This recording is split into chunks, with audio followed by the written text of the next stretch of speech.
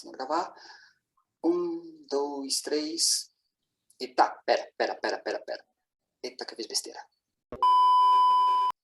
E aí, gente, aqui é o Alan Uemura, hoje para o site Thunderwave e também para o Observatório de Games. E nós temos um assunto bem sério para conversar, né? A gente costuma colocar assuntos assim, mais com brincadeiras, tudo mais, a respeito de cinema, um bate-papo mais tranquilo, como nós tivemos das últimas vezes com a Razer, mas dessa vez o papo é mais cabeça, né? Estamos aqui com um médico, vou deixar para ele se apresentar e vamos lá, por favor.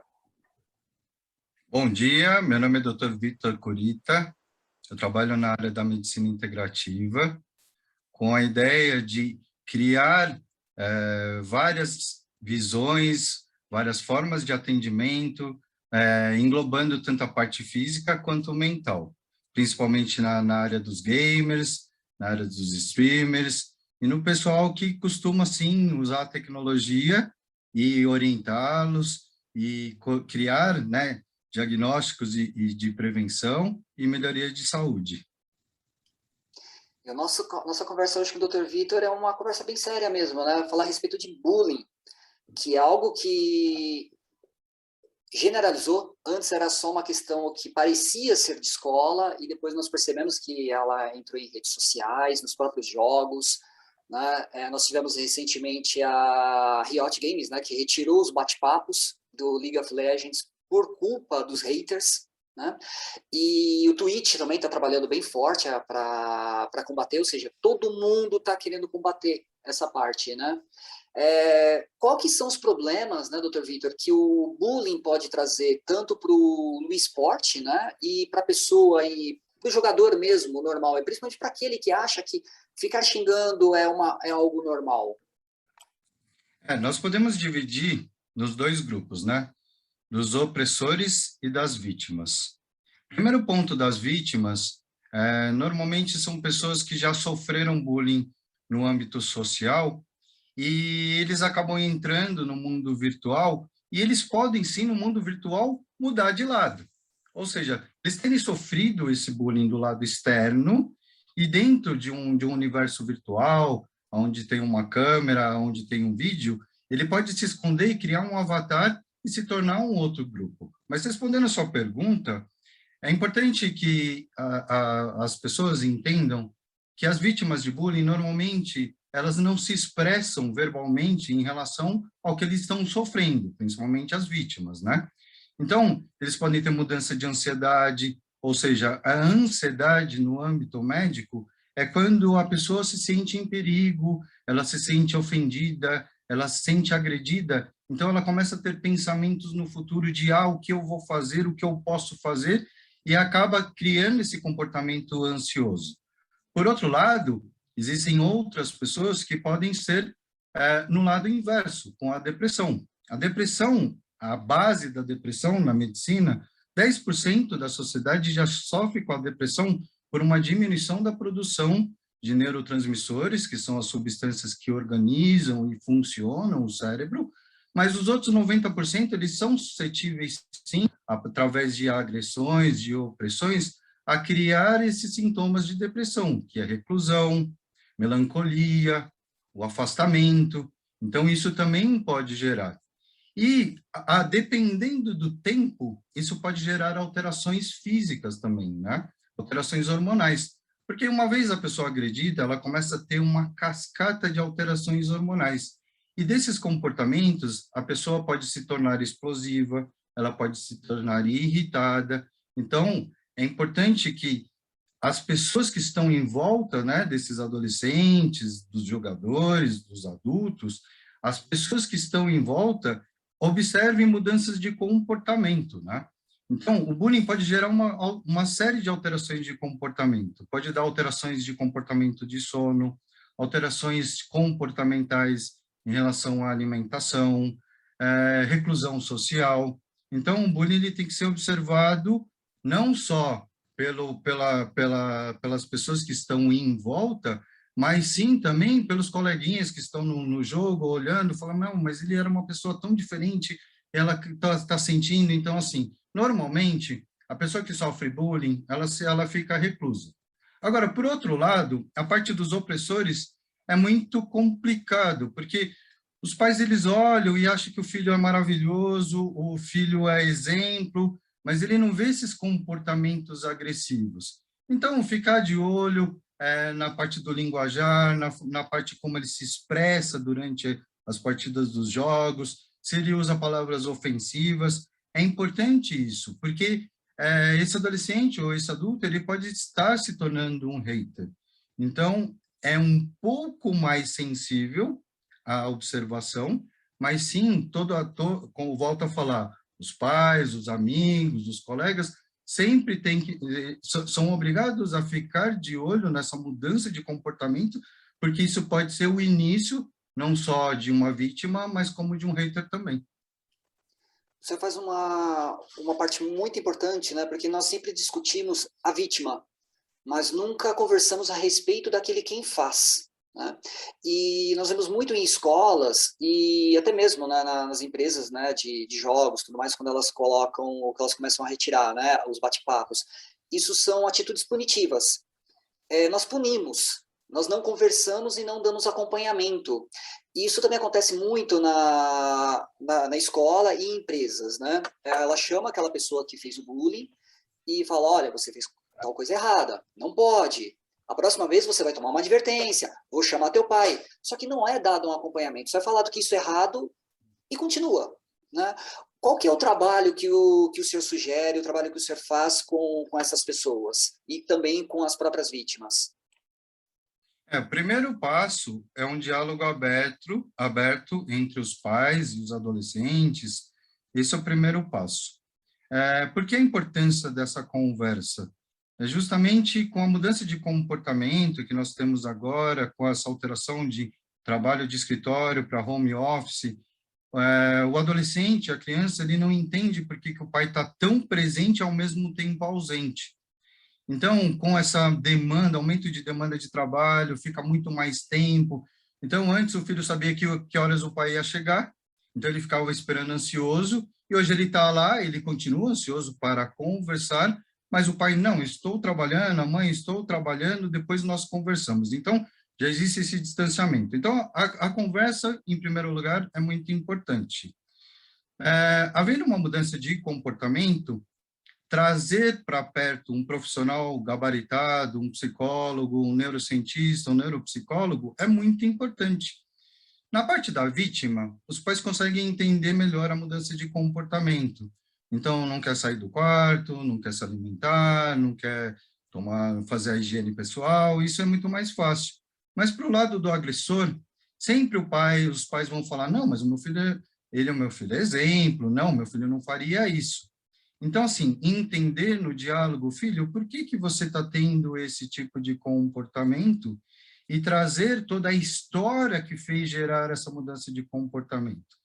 Uma vez essa criança, esse adolescente podendo essa conversa, trazer sim um profissional que tenha uma empatia com esse adolescente, com essa criança, e começar a gerar um vínculo para entender o porquê. Como você mesmo falou, existe o lado punitivo das empresas, mas a empresa não quer entender o porquê, né? Então, as grandes empresas, sim, têm o setor de relações humanas que conseguem trazer esses profissionais, mas muitas vezes existe o lado apenas punitivo, o que faz com que a pessoa continue esse comportamento e vá piorando cada vez mais. Mas entender aonde é a raiz, aonde gerou, eu acho que é o mais importante. Então, sim, não tentem resolver todos os problemas sozinhos. Hoje em dia existem inúmeros profissionais gabaritados que podem dar esse tipo de orientação e podem trazer essas informações a fim de melhorar essa harmonia, criar esse equilíbrio, né? Buscar realmente um profissional, né? Porque nós acabamos vendo algumas questões, né? É uma das partes que nós discutimos muito a respeito do seja homem, né? E os pais, no caso, pai mesmo, homem, muitas vezes ele não aceita essa questão do filho, porque é o meu filho homem. Filho homem, se ele sofreu bullying, não, vai lá e resolve na porrada. Né? Filho meu, tem que resolver lá na escola. Aí fica quietinho em casa, encostado, fala, que mariquinha é essa? Por que você tá isso? Ou seja, ele acaba também sofrendo na escola e depois em casa. E é uma das questões que eu estava lendo a respeito de coreanos, né, no esportes, que teve alguns que estavam com esse problema, porque eles estavam em jogos competitivos, né, como o Call of Duty, e o pai em casa também acabava humilhando ele porque ele não tinha ido bem, porque ele não tinha matado, essa que foi a palavra assim destacada, não tinha matado tantas pessoas.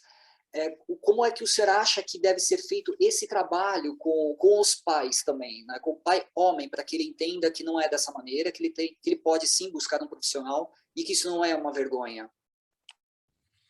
Acho que tem os dois lados em relação aos pais, né? Os pais homens. Eu recebo muito no consultório os pais homens que querem que o filho seja um jogador profissional.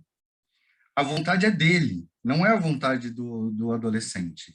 Então, dentro das expectativas dele, ele acaba gerando essas informações, ele acaba gerando essa cobrança, e o adolescente, pai, mas eu não quero isso, eu quero simplesmente jogar. E existem os pais, os outros pais homens, que enxergam de uma forma diferente. Não, isso é perda de tempo, isso não é futuro, então acaba gerando esse lado também. Mas no lado do exemplo, que é o mais importante, né? Muitas vezes os adolescentes eles são apenas os espelhos dos pais. Então, se o pai ele é agressivo no trânsito, se o pai é agressivo com a mãe, se o pai é impositivo, ele vai ter esse comportamento. Lógico, ele não vai ter o confronto com o pai, mas num outro ambiente, um ambiente de escola, ele pode ser um pequeno pai. Ele só vai espelhar o que o pai está dando de exemplo, né? Então, eu acho assim, é importante sim que exista a conversa, mas antes disso, existe uma reflexão, e mesmo com a ajuda de profissionais, se o pai não está mostrando esse comportamento, se o pai não está gerando um ambiente para que esse comportamento seja manifestado. Então, no consultório, eu percebo muito isso. Você vê o pai impositivo, não, filho, você tem que fazer isso, e aí eu peço gentilmente, posso atender o seu filho separadamente? E aí o filho tem um comportamento totalmente diferente. Ele é um espelhinho do pai, mas na presença do pai, não. Então, é aquele lado de sobrecarregar, né? Então, cada vez que o pai ele vai ficando mais ofensivo, mais impositivo, vai alimentando esse comportamento do filho. Então, quando chega na escola, não, o pai é o valentão, meu filho foi o valentão, então ele é o melhor. Ele bateu em todo mundo, ele roubou o lanche das outras crianças, ele senta no fundão e ofende os professores, porque o pai serviu de exemplo, né? Então, como o pai tem esse comportamento, como que ele vai conseguir julgar de uma forma que o filho está tendo um comportamento que não é aceitável? Por outro lado, existe os pais que são mais omissos, os pais que são mais reservados, que não dão a possibilidade de um diálogo. O filho, pai, pô, o que que você fez hoje de bom? Fica quieto, vai para o seu quarto. Então, assim, ele quer ter um diálogo, mas ele acaba sendo, não, meu pai é quieto, minha mãe que fala em casa, minha mãe que comanda em tudo. Então, no âmbito social dele, ele vai ser da mesma forma, porque ele também é um espelhinho. Então, acho que é importante a reflexão geral familiar, é importante, sim, sempre um profissional estar acompanhado, e eu acho que isso vai, aos poucos, gerando um equilíbrio. Pais e filhos, o que é certo para o equilíbrio da sociedade, da familiar e o equilíbrio da sociedade. E finalizando, né, que recado que o senhor deixa para esses pais, filhos, né, que gostam, que querem entrar não apenas no universo do gamer, mas também nessa parte do entretenimento, né, porque nós temos pessoas que querem ser artistas, que querem ser roteiristas, diretores. Que recado que o senhor deixa para essas pessoas, né?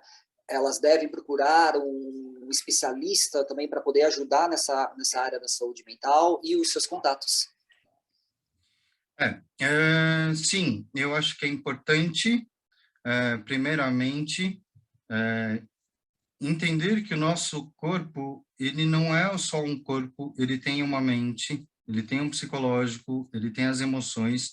Então, sempre cuidar do âmbito físico e mental. Então, no âmbito físico, fazer atividades físicas, uma boa alimentação, ter horários certos de sono e um tempo, uma duração certa de sono, fazer alongamentos, no caso dos atletas, fazer caminhadas para ter uma melhora da circulação, e na parte mental, né, de acompanhamento com um profissional gabaritado, um profissional que possa orientar, um profissional que possa estar aberto a novas informações, a criar novas escolhas e ter um melhor poder de decisão. Perfeito. E os contatos para entrar em contato com o senhor? O meu Insta, Clínica Victor Curita. Futuramente nós estamos já criando todo um projeto com os gamers amadores e profissionais, e as outras informações com a agência NR7. Joia! Aqui foi o Alan Emura, um bate-papo com o Dr. Victor Curita. Espero que vocês tenham gostado. Convidamos novamente o Dr. Victor para outras conversas. E, gente, é isso aí. Muito obrigado e até a próxima!